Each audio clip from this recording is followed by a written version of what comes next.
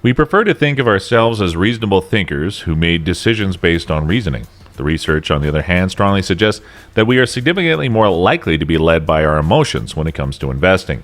Humans wage a mental conflict between their reflective and intuitive minds all the time. It has been established that fast, emotion-driven investment decisions damage money unnecessarily. So here are the top 10 mistakes every investor makes.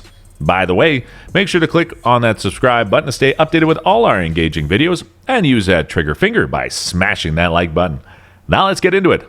Number 10, under or over diversification. The future is unpredictable, and no one possesses a crystal ball that can tell us what it holds. This is seldom more evident than in the financial markets. It doesn't take a genius to realize that putting all of one's investment eggs in one or a few baskets is a bad idea. Diversification is just good sense, and it should be included into every investor's portfolio. Diversification occurs on multiple levels. The first is that as a partial owner of a business, the value of your investments is based on the company's specific fortunes. Owning a large number of firms in the same industry can help to smooth returns, but each industry has its own set of dangers, so it makes sense to diversify further by investing in the UK equities market as a whole. However, because the UK accounts for less than 10% of global economic output and market capitalization, i.e. the value of the stock market, it makes sense to allocate a significant portion of your portfolio to other established and emerging economies. While equities are projected to provide larger returns than bonds, there is no guarantee that they will. I'll bet the odds grow as time goes on. Diversifying your portfolio away from equities and towards other assets like bonds is also a good idea. It's also possible to be over-diversified, in the sense that you buy many assets that, although appearing to spread your risk, actually don't, since they perform similarly. For example, a portfolio of shares in 100 technology companies would have experienced very similar returns in the tech crash of 2001. Similarly, the more investments you possess, the more paperwork you'll generate, and the more chances you have to pay more fees and taxes as a result of trading between them. Number 9. Too much investment turnover. Another return killer is turnover, or changing roles frequently. Unless you're an institutional investor with low commission rates, transaction expenses can eat you alive. Not to mention short-term tax rates and the opportunity cost of missing out on the long-term profits of other smart investments. Number 8, speculation.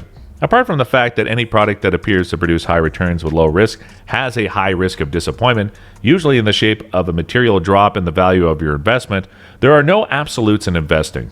A fraud wrapped in a nice narrative and a bet wrapped in a good story are the two main sorts of products that fall into this category.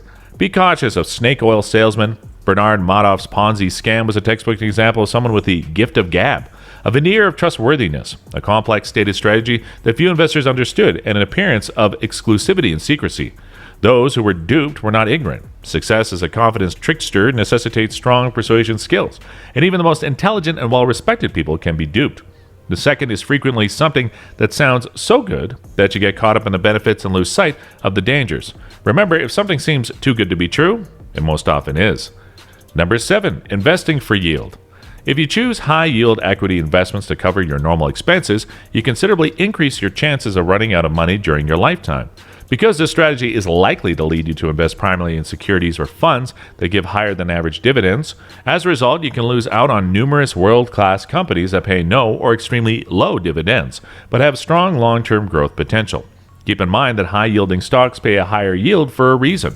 They're usually an indication of a company whose stock is underperforming for some other reason.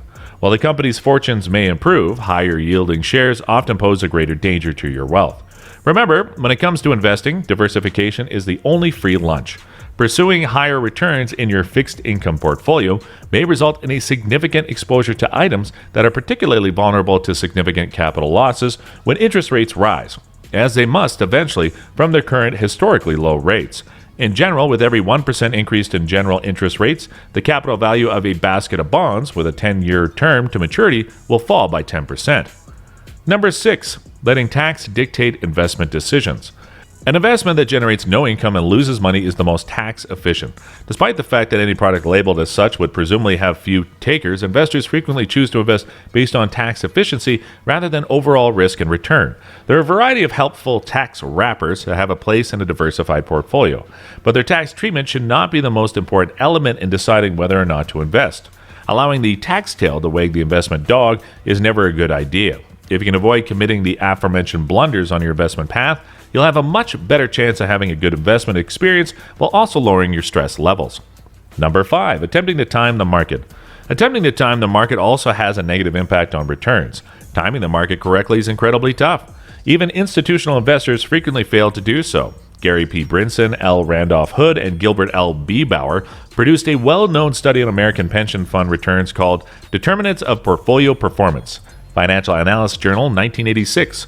The investment policy decision was shown to account for roughly 94% of the change in returns across time in the study. In layman's words, these suggest that asset allocation decisions, not time or even security selection, account for the majority of a portfolio's returns. Number 4, constantly trading stocks. Instead of letting your investments sit and play a long-term game, active trading implies buying and selling equities fast and frequently. The notion is that you'll be so astute with your purchases and sales that you'll outperform the market return, or the total return of stocks traded on exchanges such as the NYSE. Maluk tells us that among those attempting to beat the market, there will be winners and losers, victors and losers. But here's the catch, he writes, trading is never free. There's also a price to pay. He explains that the house always wins, just like a Vegas casino. The brokerage in the example is the house.